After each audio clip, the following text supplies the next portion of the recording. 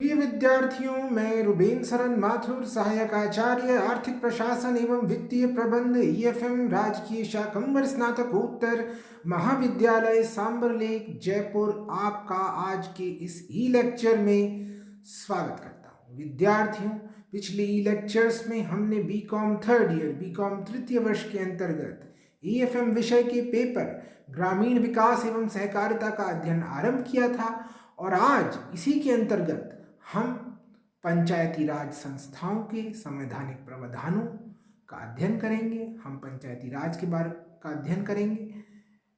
तो विद्यार्थियों, आज का ई लेक्चर हम आरंभ करते हैं। अब हम पंचायती राज का अध्ययन करेंगे। विद्यार्थियों, राजस्थान को वह पहला राज्य होने का गौरव प्राप्त है जहां पर पंचायती राज संस्थाओं की स्थापना की गई। स्वतंत्रता प्राप्ति के बाद 2 अक्टूबर 1959 को स्वर्गीय प्रधानमंत्री पंडित नेहरू द्वारा राजस्थान के नागौर में पंचायती राज का उद्घाटन किया गया। विद्यार्थियों, इसके पश्चात देश के अन्य राज्यों में लोकतांत्रिक विकेंद्रीकरण यानी डेमोक्रेटिक डिसेंट्रलाइजेशन के लिए पंचायती राज संस्थाओं की स्थापना की गई। पहले राजस्थान में की गई। विद्यार्थियों, पंचायती राज का यदि हम महत्व समझें तो पंचायती हमारे देश में प्राचीन काल से ही ग्राम पंचायतें हमारे लोकतंत्र की धड़कन रही हैं। ये पंचायतें गांवों के सामुदायिक जीवन की संरक्षक हुआ करती थी। मानव जीवन की सभी गतिविधियों का संचालन इन पंचायतों की देखरेख में होता था। पंचायत में सामान्यतः गांव के विभिन्न वर्गों के 5 बुद्धिमान व्यक्ति हुआ करते थे, किंतु समय बीतने के साथ संख्या की यह सीमा समाप्त हो गई। पंचायतें हमारे लोकतांत्रिक संस्थानों की रीढ़ रही हैं, जिनके चारों ओर गांव की समूची सामाजिक तथा आर्थिक गतिविधियां चलती थीं। वैदिक काल से लेकर ब्रिटिश शासन के प्रारंभ तक पंचायतें ही हमारी गांवों और उनकी आवश्यकताओं की देखभाल करती थी। औद्योगिकरण के आगमन से गांवों के सामुदायिक जीवन में बिखराव आने लगा। अत्यधिक केंद्रीकृत ब्रिटिश शासन में पंचायती संस्थाओं को गहरा आघात लगा। इसके बाद पंचायती राज संस्थाओं को लेकर कई समितियां नियुक्त की गई। अब हम उन समितियों का अध्ययन करेंगे।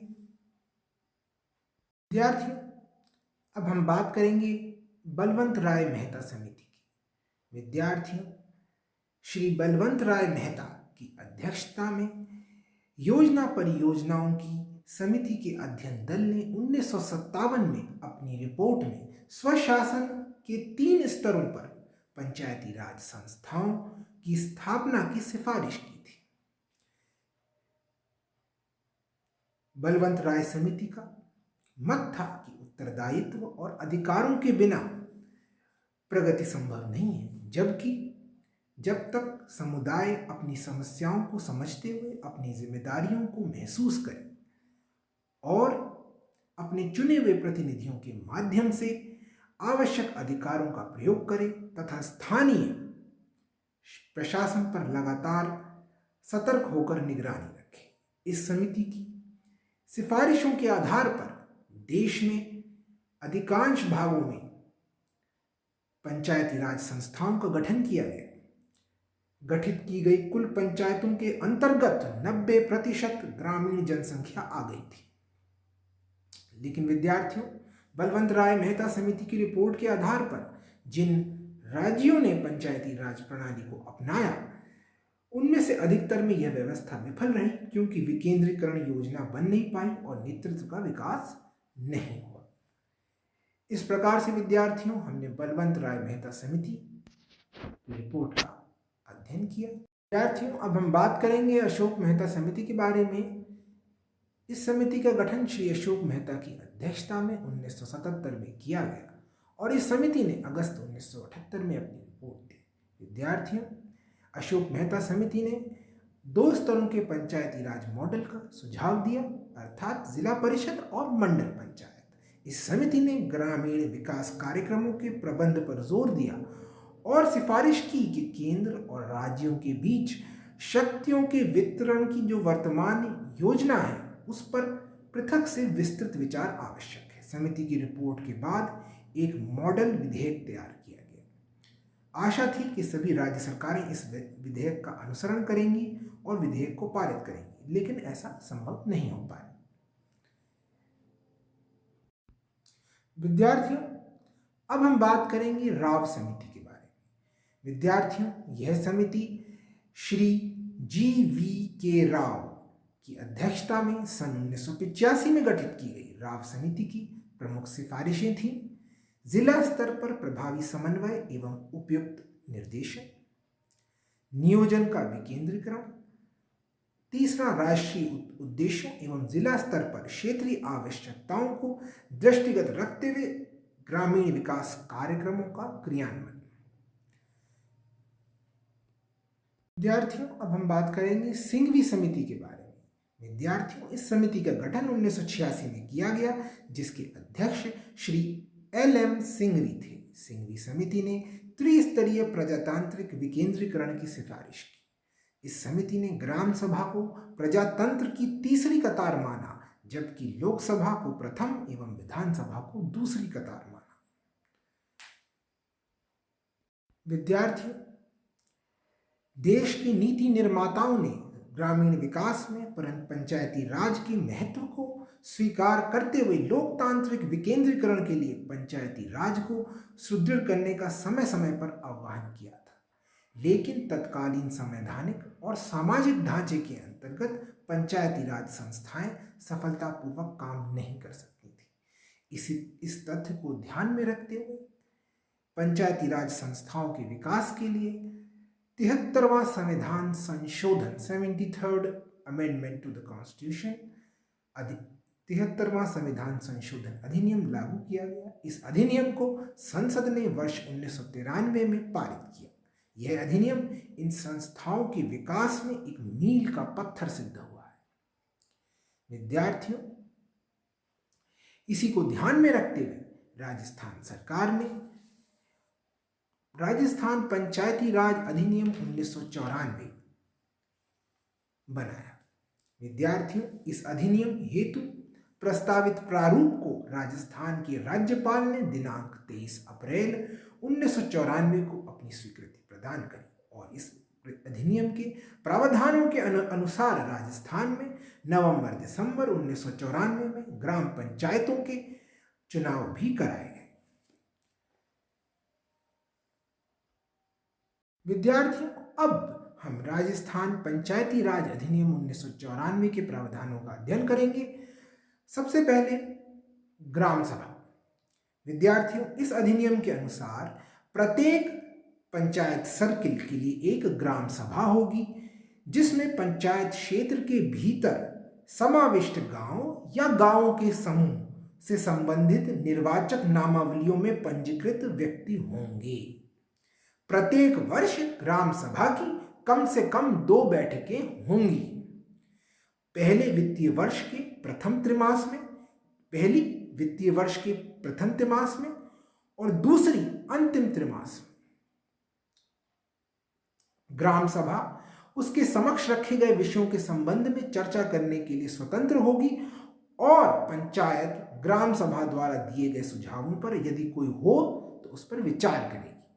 संबंधित पंचायत समिति का विकास अधिकारी या ऐसे विकास अधिकारी द्वारा नाम निर्देशित कोई प्रसार अधिकारी ग्राम सभा की सभी बैठकों में उपस्थित रहेगा। विद्यार्थियों, ग्राम सभा की गणपूर्ति यानी कोरम की बात करें तो ग्राम सभा के लिए जो गणपूर्ति है वो कुल सदस्यों के 10वें हिस्से के बराबर है, लेकिन गणपूर्ति के अभाव में स्थगित की गई किसी बैठक के लिए किसी भी गणपूर्ति की आवश्यकता नहीं होगी। अब हम बात करते हैं ग्राम सभा के पीठासीन अधिकारी के बारे में। तो ग्राम सभा की बैठक पंचायत के सरपंच द्वारा या उसकी अनुपस्थिति में ऐसे पंचायत के उप सरपंच द्वारा बुलाई जाएगी। बैठकों की अध्यक्षता सरपंच द्वारा की जाएगी या उसकी अनुपस्थिति में उप सरपंच द्वारा की जाएगी। ग्राम सभा को इस अधिनियम के अधीन सौंपे गए विषयों में से संबंधित कोई भी संकल्प ग्राम सभा की बैठक में उपस्थित और मत देने वाले सदस्यों के बहुमत से पारित किया जाना होगा। विद्यार्थियों, ग्राम सभा के कार्यों का अब हम अध्ययन करेंगे। तो ग्राम सभा किन कार्यों को करेगी? पहला, पंचायत क्षेत्र से संबंधित विकास योजनाओं के क्रियान्वयन में सहायता करना। दूसरा, ऐसे क्षेत्र से संबंधित विकास योजनाओं के क्रियान्वयन हेतु हित अधिकारियों की पहचान। तीसरा, सामुदायिक कल्याण कार्यक्रमों के लिए स्वैच्छिक श्रम और वस्तु रूप में या नकद दोनों ही प्रकार के अभिदाय जुटाना। चौथा, ऐसे क्षेत्र के भीतर प्रौढ़ शिक्षा और परिवार कल्याण को प्रोत्साहित करना। पांचवा, पंचायत क्षेत्र में समाज के सभी समुदायों में एकता और सौहार्द बढ़ाना। छठा, किसी भी क्रियाकलाप, योजना, आय और व्यय विशेष के बारे में पंचायत के सरपंच और सदस्यों से स्पष्टीकरण चाहना। और सातवां, कोई अन्य कार्य जो विहित किया जाए। इस प्रकार से हमने ग्राम सभा के कार्यों की चर्चा करी। विद्यार्थियों, अब हम बात करेंगे पंचायत के बारे में। विद्यार्थियों, राज्य सरकार किसी नगरपालिका या किसी छावनी बोर्ड में शामिल नहीं किए गए किसी गांव या गांवों के किसी समूह को समाविष्ट करने वाले किसी भी स्थानीय क्षेत्र को पंचायत सर्किल घोषित कर सकेगी तथा इस घोषित सर्किल के लिए एक पंचायत होगी।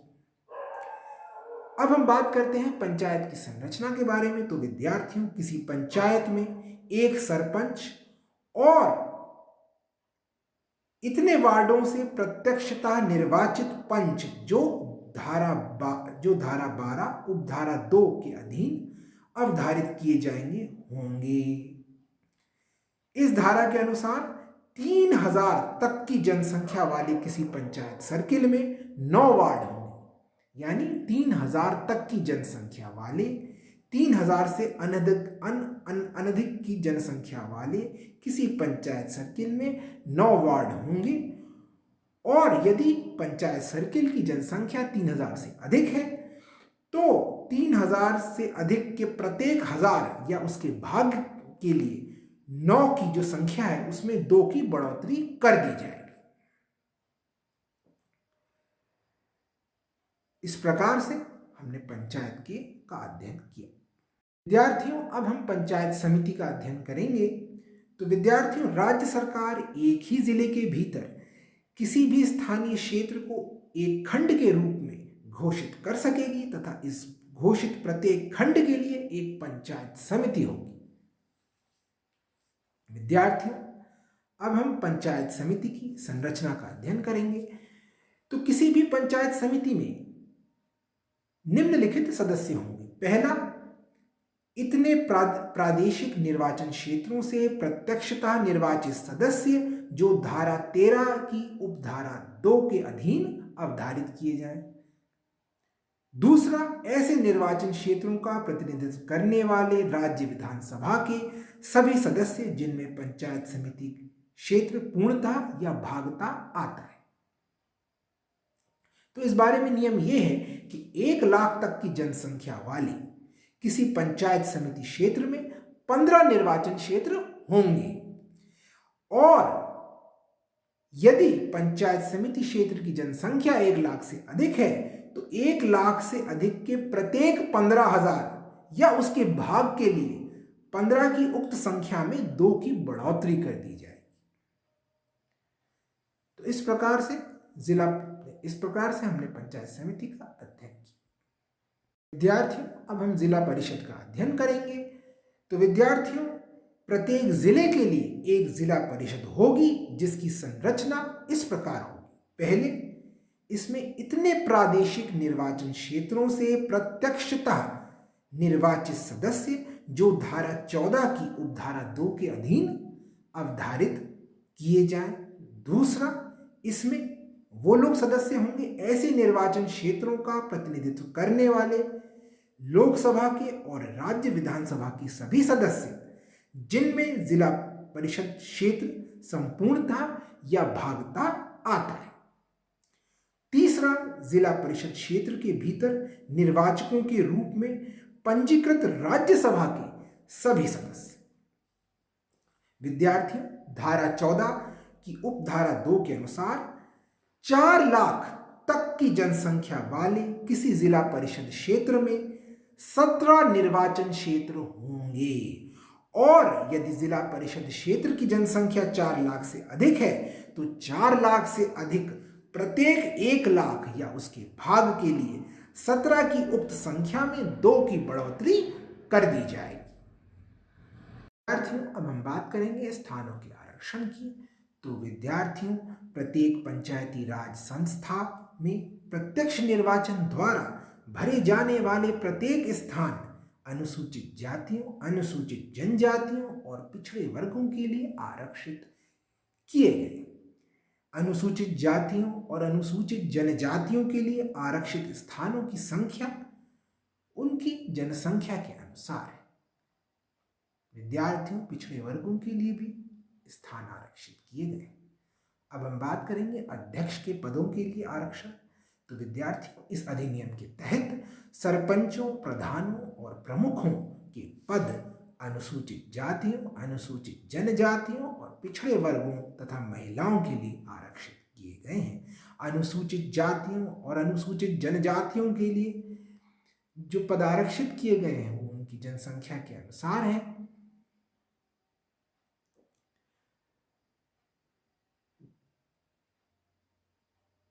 और पिछड़े वर्गों के लिए भी पद आरक्षित किए गए हैं। विद्यार्थियों, राज्य में सरपंचों, प्रधानों और प्रमुखों की पदों की कुल संख्या का 1/3 महिलाओं के लिए आरक्षित किया गया है। विद्यार्थियों, अब हम बात करेंगे पंचायती राज संस्थाओं का कार्यकाल।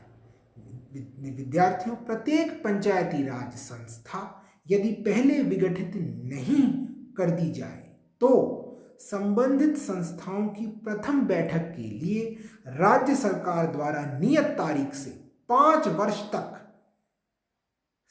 बनी रहेगी और इससे अधिक नहीं, यानी इनका कार्यकाल 5 वर्ष का होगा। किसी पंचायती राज संस्था का गठन करने हेतु निर्वाचन उसके कार्यकाल की समाप्ति के पूर्व और विघटन की स्थिति में उसके विघटन की तारीख से 6 मास की कालावधि की समाप्ति से पूर्व पूरा किया जा सके।